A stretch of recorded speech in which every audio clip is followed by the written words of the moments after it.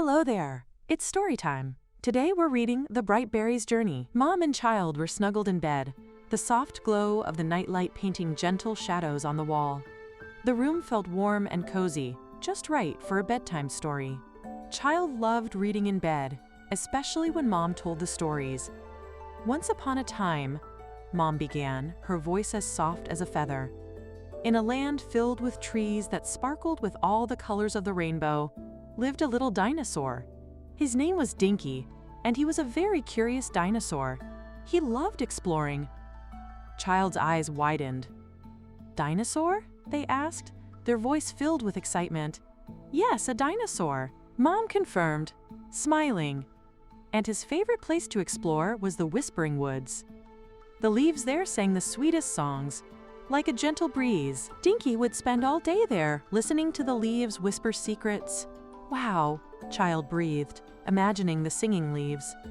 One sunny morning, Mom continued, Dinky woke up with a rumbling tummy. He hurried to his favorite spot, where the brightest, juiciest berries grew. He loved those berries. They tasted like sunshine and happiness. But when he got there, they were gone. "Gone?" Child asked, their brow furrowing. "Yes, gone," Mom affirmed. Dinky was very sad. He loved those berries, but he wasn't one to give up. He decided to follow a long, winding path to find them. The path led him through the most amazing places. Dinky, the little dinosaur, set off on his journey. The path was long, with twists and turns. The sun shone brightly, and the air smelled of sweet flowers. Along the way, Dinky met a playful monkey. The monkey was swinging from the branches of a tall green tree. He had a cheeky grin and bright eyes. "Hello," the monkey chattered, swinging closer. "Where are you off to, little dinosaur?" "I'm looking for my berries. They're gone," Dinky explained, his voice filled with worry. "Berries, you say?" The monkey scratched his head.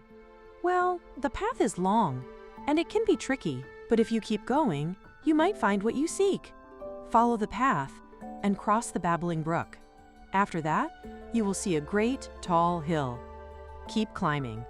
"Thank you," Dinky said, feeling a little braver. He waved goodbye and continued on his way. The path then led him to a babbling brook, where the water gurgled and sparkled in the sunlight.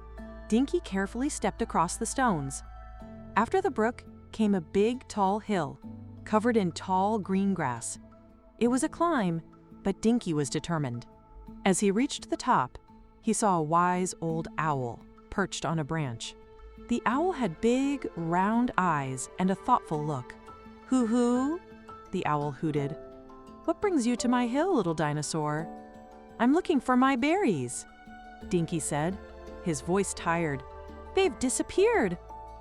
"Hoo-hoo," the owl hooted again. "The path to the berries is long, but I will help you. Go to the Whispering Woods. Seek a small flash of red. Only then will you get your berries." Dinky thanked the owl and hurried off. He knew he had to go to the Whispering Woods, where the leaves sang their sweet songs. It felt a little bit further now. As he got to the Whispering Woods, he began to look for the small flash of red. Finally, Dinky saw it. It was near a big oak tree. It was a flash of red fur. A squirrel! Dinky walked closer, and he saw all of his berries. "Why did you hide my berries?" Dinky asked with a sad voice. The squirrel turned around, with a look of surprise on his face.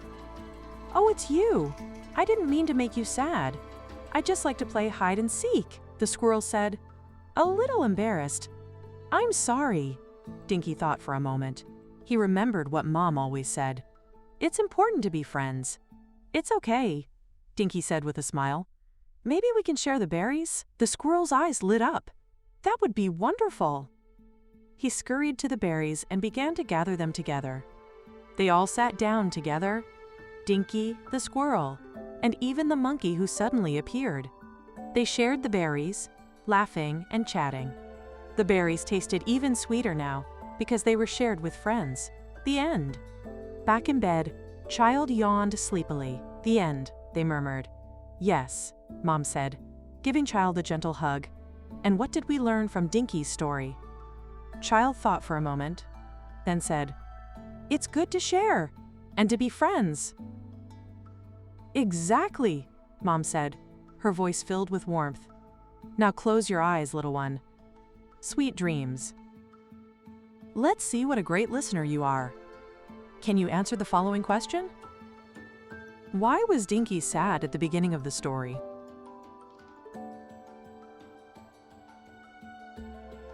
Let's see how you did. The answer is, Dinky was sad because his favorite berries had disappeared. You did a great job. And they all lived happily ever after. Thanks for listening. Come back soon.